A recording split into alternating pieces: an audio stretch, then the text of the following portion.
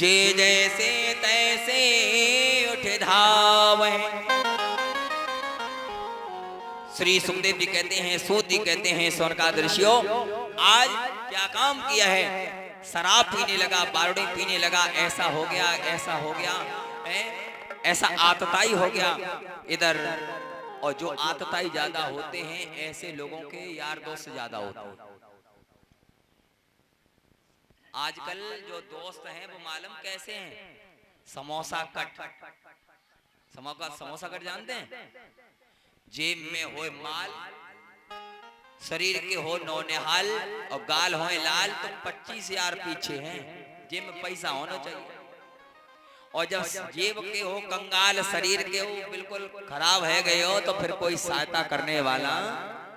समोसा 3 कुन्ना का होता, 3 कुन्ना वाले हैं, तुम्हारी सुनी उनसे कह दी, उनकी सुनी तुमसे कह दी, दोनों के दही खटकवाए, चुप्पा दूर ही खड़े खड़े बड़े हंसी बना रहे हैं, बड़े दूर से मजा ले रहे हैं। ध्यान रख, तो बड़ा विचारी है, बड़ा सोचनी है, कथाकार वर्णन करते हैं। अब तो धुंधली ने जैसे ही धुंधली की पिटाई हुई, रोने लगी, भैया आज नहीं हम बेटा कल बता देंगे। अर्धरात्रि में उठी और एक आंगन में जो अंधोला कुआं था उस कुएं में गिर करके उसने अपने आत्मा को शांति कर दिया, मर गई। माँ मर गई, पिताजी चले गए, भैया वो भी चले गए। अब धुंधकारी अकेला रह गया था, धुंधकारी का सर्वस्व था। अब तो धुंधकारी 10-20 दोस्तों को लेकर के आया। उसने कहा सारे घर को देखा जाए, कोना कोना खोजा जाए, जहां जो सामान हो हमको दिया जाए।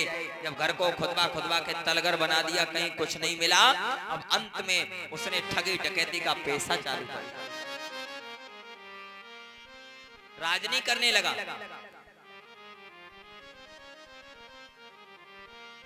श्री सूत जी कहते हैं, शौनकाद ऋषियों ठग ठग के वैश्याओं को देने लगा। वैश्या किसी की सगी नहीं होती है।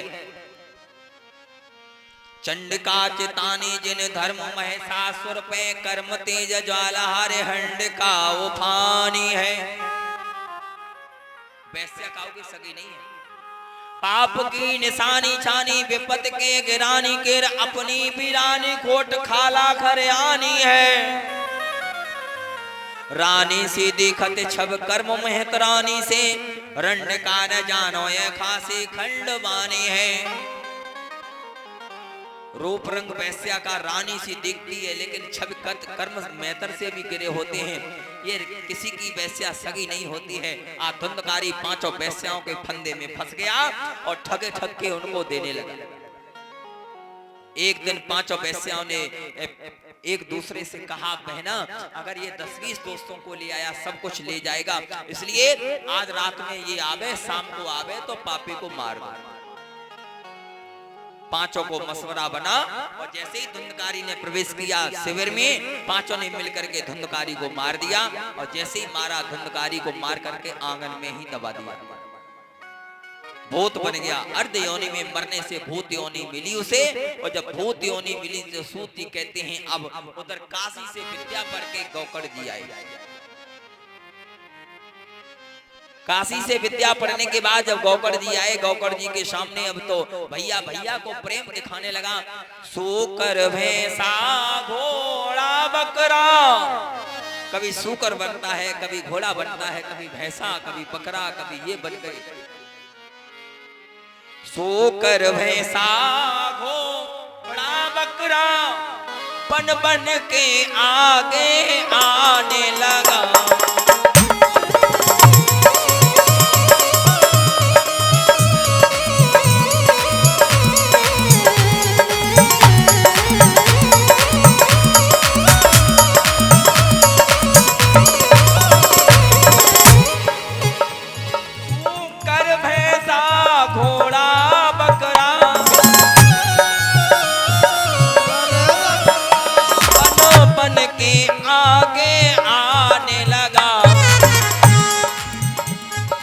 जगह लगाया तार, मगर ताया का तार न पाने लगा।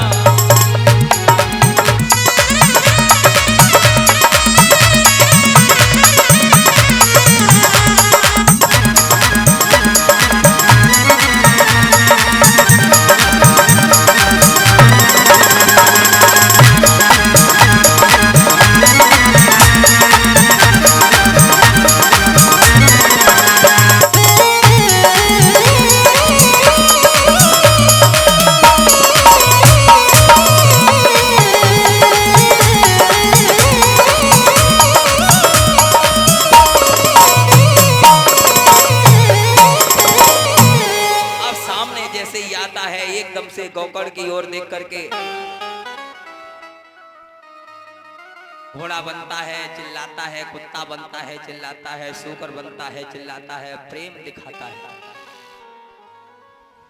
और जब प्रेम दिखाने लगा तो गौकर्ण जी कहने लगे,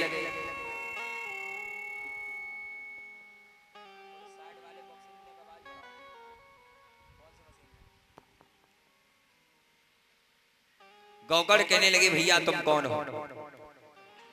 एकदम धुंधकारी के दिल से आवाज लाई, भैया हम तुम्हारे छोटे भैया धुंधकारी हैं। बोले ऐसी योनि में? बोले हमें वैश्याओं ने मार दिया, वैश्याओं के हाथों से हम मर चुके हैं, हमारा सत्कार कीजिए। तो अब कयासुर में जाकर के पिंडदान किया, गंगा नहाई, वृंदावन गए, वहां पर पिंडदान किया, सब कुछ तरीके से उसकी योनि से निवृत्ति की, लेकिन योनि से छुटकारा नहीं मिला। श्री सूत जी कहते हैं शौनकादिक ऋषियों अंत में उन्होंने काशी में फिर विद्या पढ़ी, और विद्या पढ़ने के बाद सूर्यदेव को आवाहन किया, सूर्यदेव को बुलाया और कहा कि हमारे भैया धुंधकारी को मुक्ति कैसे मिलेगी? सूर्यदेव ने कहा अगर उनको श्रीमद् भागवत की कथा सुनाई जाए, एक हरे बांस की लाठी पर और मंत्र के द्वारा आवाहन किया जाए, और जहां भागवत का पांडाल लगे वहां उनको स्थान दिया जाए, तो हो सकता है कि उनकी मुक्ति हो जाए। तो गौकर्ण जी कहने लगे जहां भागवत की कथा होती है वहां सामने हनुमान जी का पैरा होता है, और जहां हनुमान जी का पैरा होगा तो भूत पिशाच निकट नहीं आवे, और महावीर जब नाम सुनावे। कवन सुकाज कठिन जग माही। अगर कोई कार्य करने के लिए जाओ, तुम्हें लगता हो कि बिगड़ना चाहता है, कोई बिगाड़ना चाहता है, तो एक चौपाई को 7 बार मन से पढ़िए हृदय से। कवन सुकाज कठिन जग माही, जो नहीं तात हो तुम पाही। ये चौपाई अगर 7 बार करते हो तो तुम्हारा बिगड़ा हुआ काम बन जाएगा, कोई बिगाड़ने वाला पैदा। आप बोल के तो देखिए, कवन सुकाज कठिन जग माही, जो नहीं होए तात तुम पाही। ये आप 7 बार चौपाई को दोहराइए। श्री सूत जी कहते हैं शौनकादिक ऋषियों के हनुमान जी का पैरा होता है वहां कोसों दूर भूत किनारा करते, तो बोले सामने क्यों बैठने को जगह दोगे? बोले फिर दाहिनी तरफ हनुमान जी का पैरा होता है सामने, बाईं तरफ एक हरे बांस की लाठी पर और धुंधकारी को स्थान दिया जाए। तभी से पंडित जी भागवत कथा पंडाल में सामने हनुमान जी का झंडा लगता है, और बाईं तरफ डेढ़ी तरफ काली झंडी पर जो जितने भी कोतपुर की प्रेत आत्माएं हैं, जो भी प्रेत भूत प्रेत हैं, सब इसी पे बास है, उनको भी कल्याण करना है, क्योंकि देवताओं का भी तारण तरण होगा और प्रेत आत्मा को भी उद्धार होगा। श्री सूत जी कहते हैं अब क्या दशा है, जब धुंधकारी को स्थान दे दिया, एक दिन कथा विराम लगी है तो 1 प्रोण टूटी, 2 दिन 2 प्रोण टूटी, 3 दिन 3 प्रोण टूटी, चतुर्थ पंचम षष्टम 7 दिन में 7 प्रोण का भेदन होता है। और धुंधकारी अपने सशरीर से जो पंच तत्व का शरीर था उसको विलीन करके, उसको छोड़ करके सूक्ष्म शरीर में आकर के और पुनर्सामने गौकर्ण को प्रार्थना करते हैं और कहते हैं हे भैया तुमने मेरा उद्धार किया है, आपने मेरा उद्धार कर दिया। उत्तर दिशा से विमान आया और धुंधकारी विमान में बैठ करके परम धाम को जाता है। बोले गोविंद भगवान की जय हो। अब जब पूरे पंडाल में बैठे सबके